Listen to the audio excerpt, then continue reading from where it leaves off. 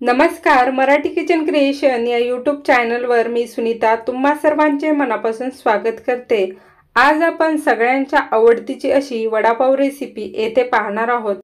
अगदी अर्धा किलो बटाट्यापासून सगळ्यांना पुरतील असं पुरणाची चाळण भरून आपण येथे वडापाव तयार करणार आहोत। रेसिपी सर्व टिप्ससह मी तुमच्याबरोबर शेअर केले आहे। वडापाव तळला की घरभर त्याचा छान असा वास सुटतो आणि त्याबरोबर तळलेली हिरवी मिरची ही तर लज्जतदार लागते।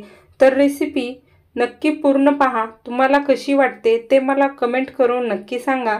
सर्वप्रथम येथे मी अर्धा किलो मोठे असे बटाटे पाहून घेतलेले आहेत।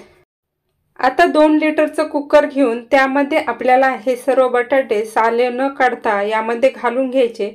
त्यानंतर बटाटे बुडतील इतकं पाणी आपल्याला यामध्ये घालून घ्यायचं। साधारणतः 1 तांब्याच्या प्रमाणात पाणी यामध्ये घातलं।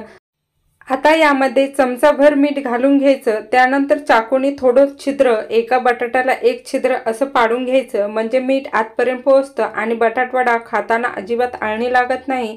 कुकरला झाकण लावून 3 ते 4 शिट्ट्या करून घ्यायच्या। आपला कुकर होईपर्यंत आपण बाकीची तयारी येथे करून घेणार आहोत। 1.5 वाटीच्या प्रमाणात बेसन पीठ काढून घेतलं। त्यानंतर यावर चवीप्रमाणे मीठ घालून घ्यायचं। साधारणतः अर्धा चमचा 1 ग्लास पाणी घेऊन आपल्याला थोडं पाणी या बेसन पीठावर घालून हे छान असं मिक्स करून घ्यायचं आहे।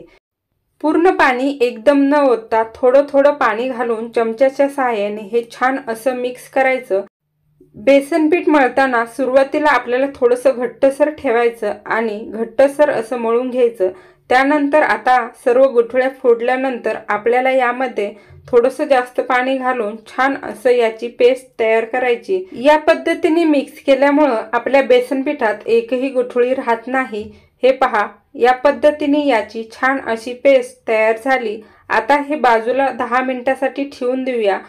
आता एक छोटं मिक्सरचं भांडं घेऊन त्यात 7 हिरव्या मिरच्या, 10 ते 15 लसूण पाकळ्या, 1 मोठा तुकडा अद्रक येथे 4 फोडीमध्ये कट करून घेतलं। हे सर्व आपल्याला घालून घ्यायचं। त्यानंतर 1 छोटा चमचा जिरे यामध्ये घालून मिक्सरला फिरवून याचं जाडसर असं वाटण आपल्याला येथे तयार करून घ्यायचं। त्यानंतर हे पहा, बटाटे इथे मी सोलून घेतले, अगदी छान असे आपले शिजून झालेले आहेत।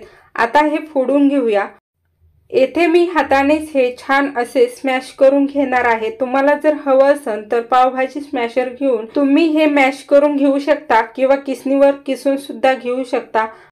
आता याच पद्धतीने सर्व बटाटे येथे मी बारीक असे करून घेतले। हे पहा, या पद्धतीने करून घेतल्यामुळे खाताना छान असे लागते। त्याचबरोबर येथे मी अर्धा चमचा मीठ काढून घेतलेला आहे। तयार करून घेतलेला हिरवी मिरचीचा ठेचा येथे काढून घेतला। कढीपत्ता धुवून घेतला, कोथिंबीर धुवून येथे कट करून घेतली आहे। आता एक मोठी जाड बुडाची कढई आपल्याला गॅसवर ठेवून त्यामध्ये साधारणतः 2 पळ्या तेल घालायचं। तेल छान तापल्यानंतर यामध्ये 1 चमचा मोहरी घातली। मोहरीनंतर 1 चमचा जिरे यामध्ये घालून घेतले। त्यानंतर आपल्याला यामध्ये छान असा कलर येण्यासाठी हळद पावडर घालून घ्यायची। ते 1 चमच्याच्या प्रमाणात हळद पावडर घालून घेतली। त्यानंतर तयार करून घेतलेला ठेचा यामध्ये 1 चमच्याच्या प्रमाणात मी घालून घेतला। तुम्हाला कसं तिखट हवं आहे त्यानुसार तुम्ही ठेचा कमी किंवा जास्त करू शकता। हे पहा, हे आपल्याला मंद गॅसवर छान असं तयार करून घ्यायचं आहे।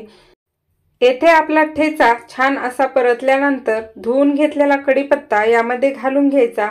सर्व छान असं मिक्स करून घ्यायचं आणि त्यानंतर कट करून घेतलेली कोथिंबीर आपल्याला आपल्या फोडणीमध्ये ॲड करून घ्यायची आहे। कोथिंबीर फोडणीमध्ये घातल्यामुळे वडापावची चव अजून अशी छान लागते आणि टेस्ट अगदी छान अशी येते। आता ही सर्व फोडणी तयार झाल्यानंतर कुस्करून घेतलेला सर्व बटाटा यामध्ये घालून घ्यायचा आणि छान अशी बटाट्याची सुक्की भाजी आपल्याला येथे तयार करायची। या पद्धतीने बटाटवड्याच्या भाजीला फोडणी दिल्यामुळे बटाटवडा खाण्यासाठी अतिशय अप्रतिम असा लागतो।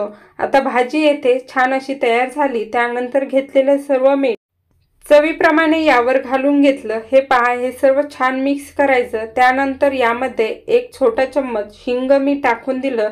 हिंगामुळे बटाट्याच्या भाजीला अजून छान अशी चव येते। आता सर्व आपल्याला छान असं 1 मिनिटाकरता परतून घ्यायचं।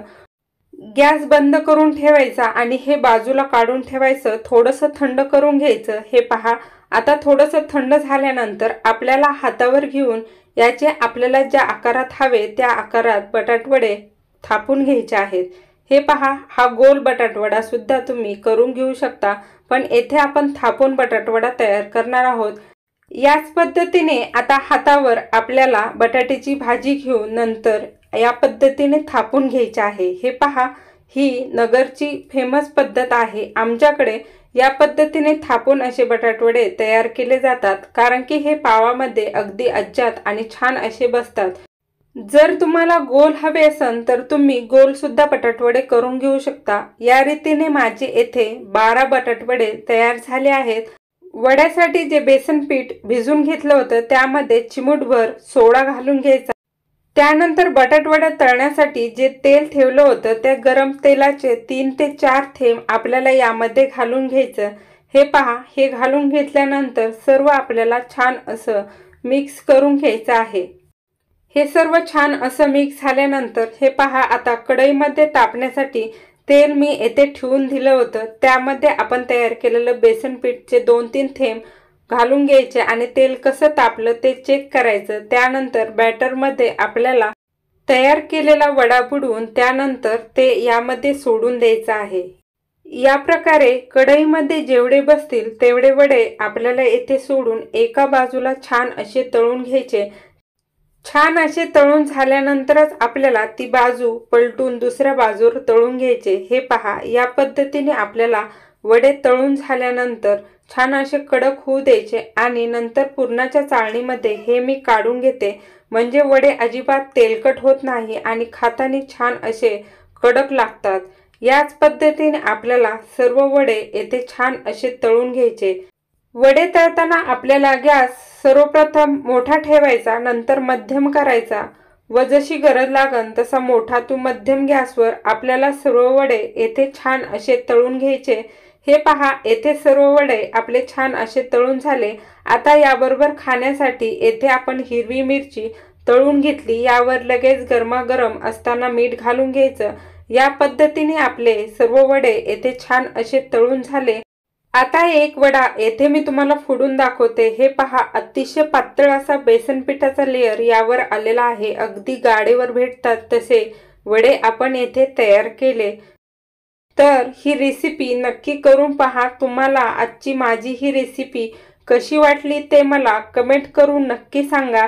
व्हिडिओ जर आवडला असेल तर लाईक, शेअर आणि माझ्या चॅनलला नक्की सबस्क्राइब करा। बेल बटन नक्की प्रेस करा। खा प्या आनंदी रहा। व्हिडिओ पाहिल्याबद्दल धन्यवाद।